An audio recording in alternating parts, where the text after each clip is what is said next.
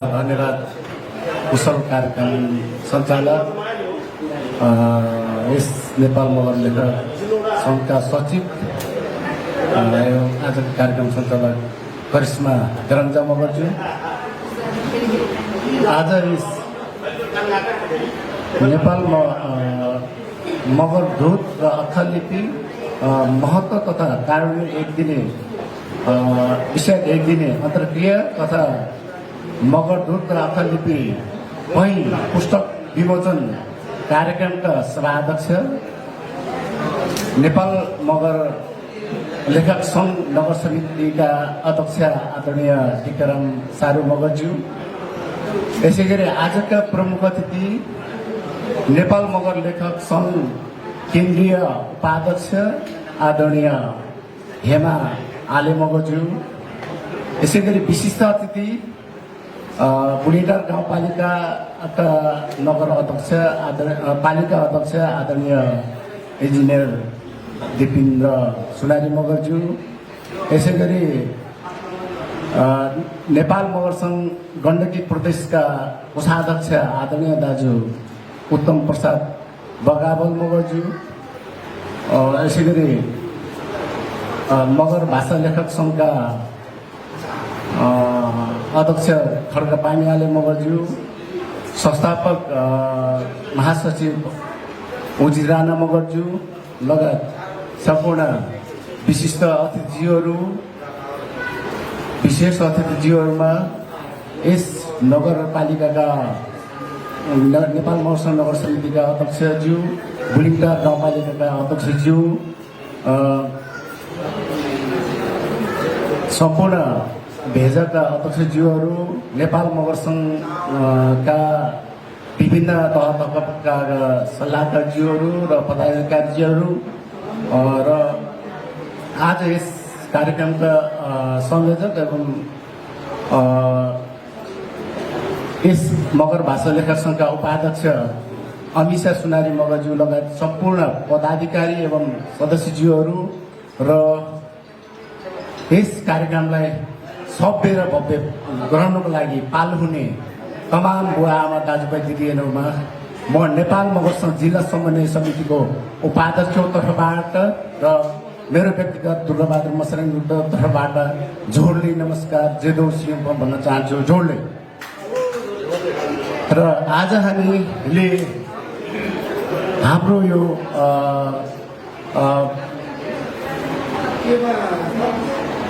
टिमले यो जुन हाम्रो यो आजको जुन गरेको कार्यलाई हामीले मन्त्रमुक्त भएर बस्न सक्दैन। जब उहाँहरूको जुन यो टिम लगभग करिब 1 महिनाभित्रमा यत्रो साहसिक काम, एउटा ऐतिहासिक काम गर्नुभएको छ, यस बारेमा चाहिँ म यो जुन पुस्तक प्रकाशन गर्ने प्रकाशक टिम र यसलाई सहयोग गर्ने लेखक आदरणीय खड्ग सर लगायत सम्पूर्णलाई चाहिँ मेरो व्यक्तिगत तर्फबाट र जिल्ला समितिको तर्फबाट धन्यवाद, धेरै धेरै धन्यवाद दिन चाहन्छु। र आज हामीले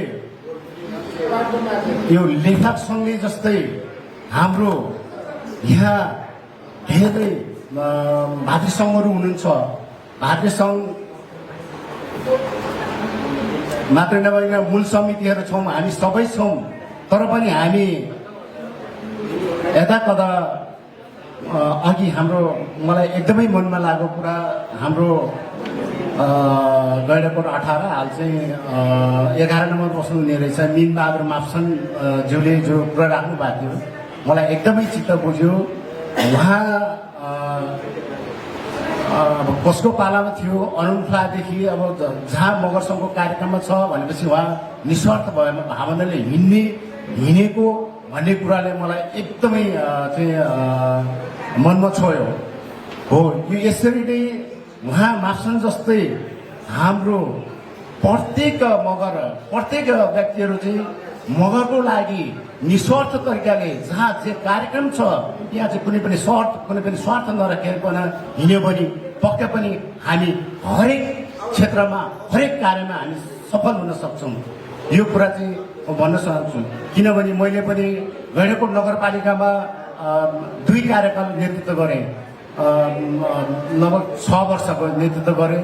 6 वर्षको नेतृत्वको दौरानमा मैले यस्तो भातृ सङ्घको हिसाबमा चाहिँ मैले 4-5वटा जति भातृ सङ्घ गठन भएको छ, अहिले पनि छ। भूभू सङ्घ, महिला सङ्घ, विद्यार्थी सङ्घ, युवा सङ्घदेखि लिएर बौद्ध सेवा समाजदेखि लिएर यो हाम्रो मूल समितिभित्रमा रहेर काम गर्ने टिमहरू हुनुहुन्छ, तर पनि एकदमै निष्क्रिय हुनुहुन्छ।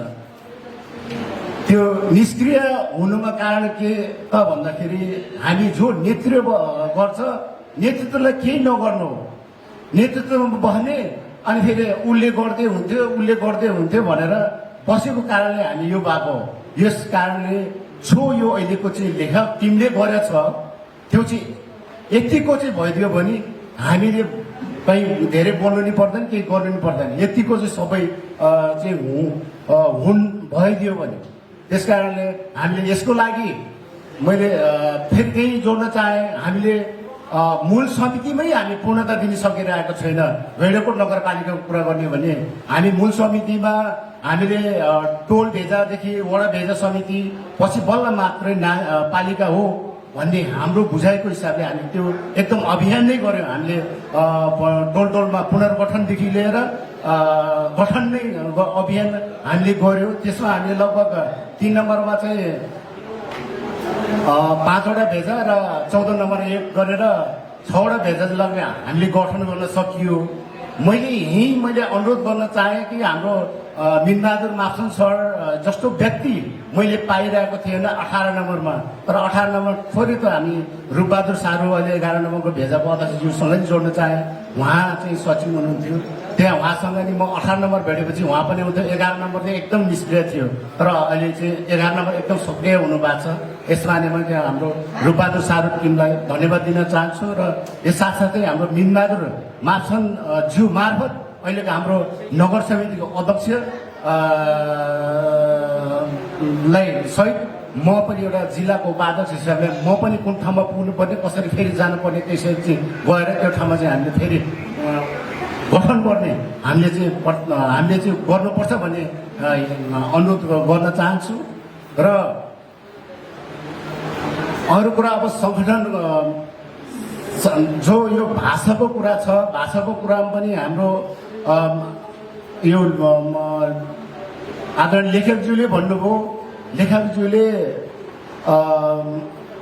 नगर समितिलाई त एकदमै जस दिनुभयो, तर उहाँ चाहिँ एउटा जिल्लाको के अरे प्रदेशको अध्यक्ष हुनुहुन्थ्यो लेखक सङ्घकै। यही पुस्तक चाहिँ लेखक समिति प्रदेश समितिले गरे भए अझै यसको चाहिँ महत्त्व अलिक बढी हुन्थ्यो कि भन्ने मैले एउटा एउटा जिल्लाको नेतृत्व गरिरहेको छु। मैले जिल्लाको नेतृत्व गर्दाखेरि यो प्रदेशको है विमोचन हो भन्यो भने मैले अरू यो पालिका मात्र नभए अरू 7वटा पालिकामा मैले ढक्क छाती फुलाएर कुरा गर्न अलिक सजिलो हुन्थ्यो। भोलि गएर मैले यो एउटा मैले गर्नु त छ, गरिन्छ पनि, तर पनि हामी त्यो ठाउँमा जाँदाखेरि यो त एउटा नगरपालिका मात्रै रहेछ भन्दाखेरि यसमा अलिकति मलाई चाहिँ लागेको, यसमा अन्यथा नलागोस् यसमा चाहिँ होइन। तर यसले तपाईँले भन्नुभयो केन्द्रीय भरि मात्रै देशभरि मात्रै नभइकन विदेशमा पनि पठाउने भन्ने कुरा गर्नुभयो। ठिक छ, त्यो पनि राम्रै कुरा हो, तर त्यसको लागि अझ आदरणीय आजको प्रमुख अतिथि हुनुहुन्छ यहाँ, त्यही हिसाबबाट केन्द्रबाट गऱ्यो भने अझै सजिलो हुन्थ्यो। यसमा चाहिँ हामी आफ्नो तहमा हामी निर्धक तरिकाले काम गर्दै गयो भने पक्कै पनि हामी अल्झिन्न, समस्या हुन्न। यहाँनिर त हाम्रो के हो भने वास्तविकता के छ भने पालिका अध्यक्ष हुनुहुन्छ अनि अर्को वडा भेजा समितिको अध्यक्ष हुनुहुन्छ। अब पालिका अध्यक्ष र भेजाको समन्वय चाहिँ नाकि त्यहाँ चाहिँ संस्थागत चाहिँ सम्बन्ध छ भन्ने हिसाबले हामी हुन चाहिरहेको छैन। हामी चाहिँ अघि यही कुरा गर्नुभयो मिन्नाल सरले, पार्टीकोले गर्दाखेरि त्यो भएको हो कि भन्ने कुरा हामीले शङ्का गरिरहेको छ जिल्लामा। तर हामी आफ्नो वडामा आफ्नो टोलमा के भइरहेछ त्यो कुरा हामीले केयर गर्न नसकेर यो भइरहेछ। जिल्लामा पनि हामी हेर्नुहोस्, तपाईँले सुन्नुभयो होला, तर त्यहाँ पनि केही कुरा होला पार्टीको, तर त्यो पार्टीमा पनि त्यहाँ मगरको निश्चित रूपमा भन्दा पनि कहीँबाट आएको चाहिँ हुइपले चाहिँ त्यहाँ नेतृत्व बनिरहेको हुन्छ। यो कुरा चाहिँ हामीले यहाँ बसेर चाहिँ त्यो बहिनीको टिमलाई मात्रै चाहिँ आरोप लाएर हामी चाहिँ हाम्रो त्यो समस्या समाधान हुँदैन।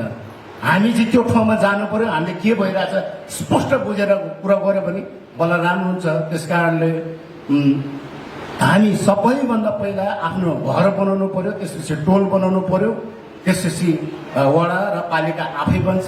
वडा पालिका बनेपछि हाम्रो जिल्ला त्यसै बन्छ, जिल्ला बनेपछि प्रदेश, भोलि हामी